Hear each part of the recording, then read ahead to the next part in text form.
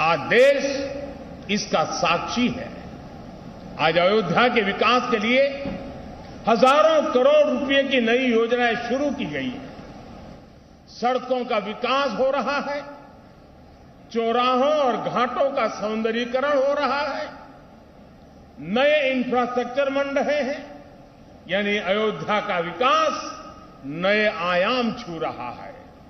Ayodhya railway station के साथ साथ वर्ल्ड क्लास एयरपोर्ट का निर्माण भी किया जाएगा, यानी कनेक्टिविटी और अंतर्राष्ट्रीय पर्यटन का लाभ इस पूरे क्षेत्र को मिलेगा। अयोध्या के विकास के साथ साथ रामायण सर्किट के विकास पर भी काम चल रहा है, यानी अयोध्या से जो विकास अभियान शुरू हुआ उसका विस्तार आसपास के पूरे क्षेत्र में होगा। साथियों, इस सांस्कृतिक विकास के कई सामाजिक और अंतर्राष्ट्रीय आयाम भी हैं। श्रृंगवेरपुर धाम में निषाद राज पार्क का निर्माण किया जा रहा है।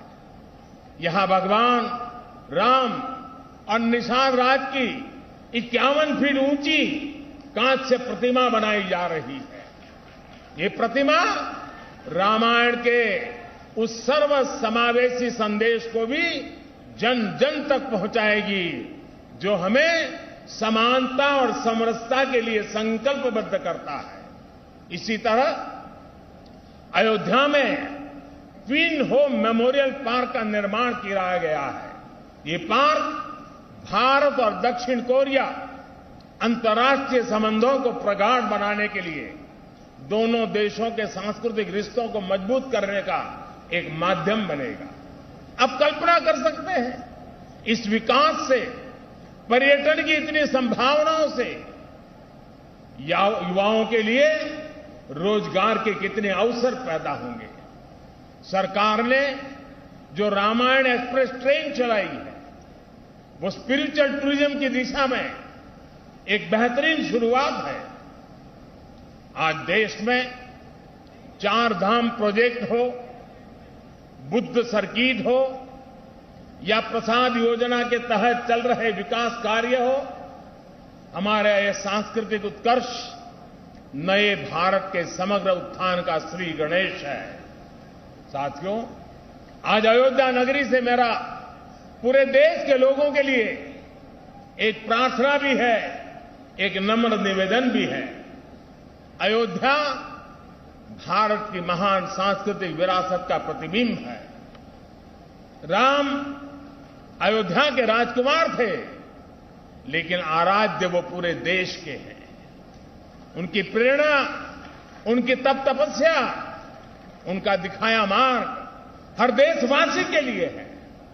भगवान राम के आदर्शों पर चलना हम सभी भारतीयों का कर्तव्य है।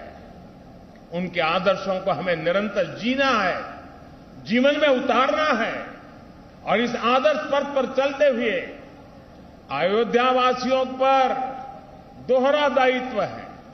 आपकी डबल रिस्पॉन्सिबिलिटी है मेरे अयोध्या के भाइयों बहनों। वो दिन दूर नहीं जब विश्व भर से यहां आने वालों की संख्या अनेक गुना बढ़ जाएगी। जहां कण कण में राम व्याप्त हो, वहां का जन जन कैसा हो, वहां के लोगों का मन कैसा हो, ये भी उतना ही अहम है। जैसे राम जी ने सबको अपनापन दिया, वैसे ही अयोध्या वासियों को यहां आने वाले प्रत्येक व्यक्ति का स्वागत अपनत्व से करना है। अयोध्या की पहचान कर्तव्य नगरी के तौर पर भी बननी चाहिए। अयोध्या सबसे स्वच्छ नगरी हो, यहां के रास्ते चौड़े हो, सुंदरता अप्रतिम हो, इसके लिए योगी जी और उनकी सरकार दीर्घ दृष्टि के साथ अनेक प्रकल्पों को आगे बढ़ा रही है, प्रयास कर रही है। लेकिन इस प्रयास में अयोध्या के लोगों का साथ और बढ़ जाएगा तो अयोध्या जी की दिव्यता भी और निखर जाएगी। मैं चाहूंगा कि जब भी नागरिक मर्यादा की बात हो, नागरिक अनुशासन की बात हो, अयोध्या के लोगों का नाम सबसे आगे आए। मैं अयोध्या की पुण्य भूमि पर प्रभु श्री राम से यही कामना करता हूं कि देश के जन जन की कर्तव्य शक्ति से भारत का सामर्थ्य शिखर तक पहुंचे। नए भारत का हमारा स्वप्न मानवता के कल्याण का माध्यम बने। इसी कामना के साथ मैं अपनी बात समाप्त करता हूं। एक बार फिर सभी देशवासियों को दीपावली की बहुत बहुत बधाई देता हूं। आप सभी को बहुत बहुत धन्यवाद। बोलो सियावर रामचंद्र की, सियावर रामचंद्र की, सियावर रामचंद्र की। धन्यवाद जी। प्राइम मिनिस्टर नरेंद्र मोदी को आप सुन रहे थे राम की नगरी अयोध्या से ये कहते हुए कि अयोध्या के कण कण में भगवान राम हैं, और आप जानते हैं प्रधानमंत्री राम की नगरी में पहुंचे हुए हैं। और साथ ही जो प्रधानमंत्री का कार्यक्रम रहा है व्यस्त रहा है, और अयोध्या को 18 लाख दिए जो है वो जलाए गए हैं। और किस तरह से तैयारी कई दिनों से चल रही थी। यहाँ पर प्रधानमंत्री की तस्वीरें इस वक्त आप देख रहे हैं, और साथ ही रामलीला का आयोजन किया गया, उससे जुड़ी हुई तस्वीरें भी आपने लगातार जी न्यूज पर यहाँ पर पहुंचाई हैं।